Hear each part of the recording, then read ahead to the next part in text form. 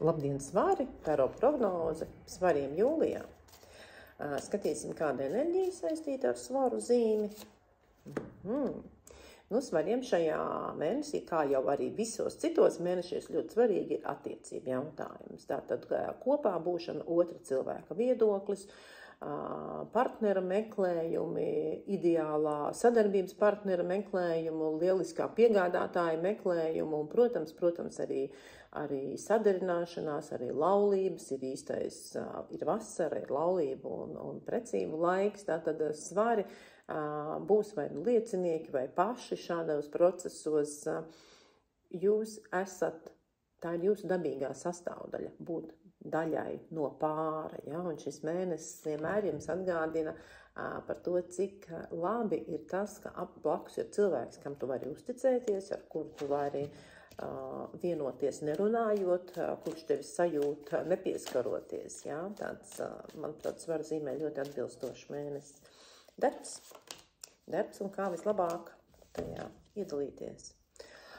Darbs daudzās jomās būs iestrēdzis, ja? Tātad pirmkārt šis ir brīdinājums jums nepārstrādāties. Nepārstrādāties tā, lai jūs redzat vakarā, kur kājas likt, ja? Lai jūs varat aiziet gulēt, nevis nokrist uz mutes gultā un aizmigt. Tātad izbaudiet vasaru un nepārstrādājieties.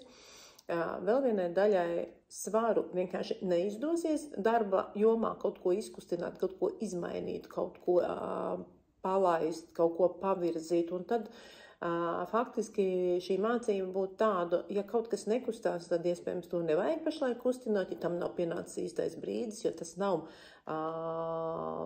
to nav nepieciešams pašlaik kustināt. Tad nepārstrādājieties un nepārtērējiet pārāk savu enerģiju uz to, kas nekustās, un mēģinot izkustināt, mēģinot virzīt, bet iespējams, ka tam ir pavisam cits nolūks.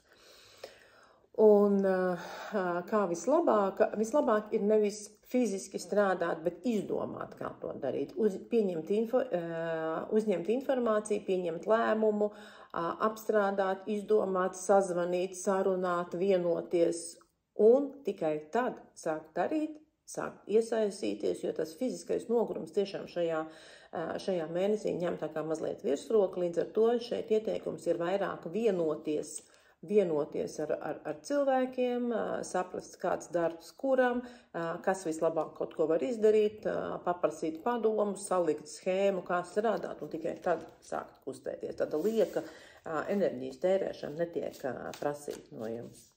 Partnerība. Un kā vislabāk darboties.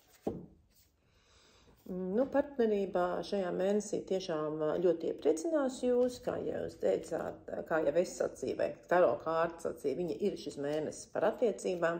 Tātad ļoti brīnišķīga iespēja darīt kaut ko tādu, ko jūs agrāk esat kopā darījuši un iespējams aizmirsuši. Tā ir atgriešanās vietās un notikumos, kas jūs sirdī ir ļoti mīļi, tuvi, silti, saistīti ar bērnību, saistīti ar atmiņām, saistīti iespējams ar pirmo iemīlēšanos, saistīti ar kaut ko tādu ļoti, ļoti gaišu, vasarīgu un patīkamu. Tiem, kas vēl tikai meklē savu partneri, arī šis mēnesis ir lielisks, lai atrastu savu otru pusīti, un viņu ieteicams ir meklēt starp tiem cilvēkiem, kurus jūs jau pazīstat, pazināt bērnībā, skolā, mācījāties vienā, augstskolā, atradāties vienā pilsētā, jā, tad tas padoms ir dodieties uz tām vietām, kur var satikt šādus cilvēkus, un viss jums ļoti labi veiksies. Nodoms par partnerības meklēšanu ir atrast neko fiziski nedarot. Bet paļaujoties, ka mēs pamanīsim ar tādu dvēselisku sajūtu viens otru.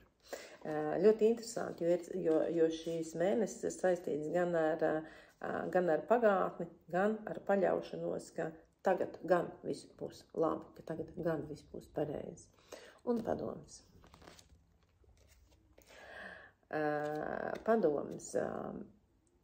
Pieci zīžļi. mākiet atšķirt savējos no svešiem. Un jebkurā gadījumā tur ir atšķirība. Šajā mēnesī jūs pamanīsiet. Vienkārši jebkurā darbībā, jebkurā rīcībā pamaniet, kurš ir manējais un kurš nav manējais. Ļoti interesants uzdevums, manuprāt, visu mēnešu garumā, lai jums izdodas vislabākajā veidā. Uz tikšanos!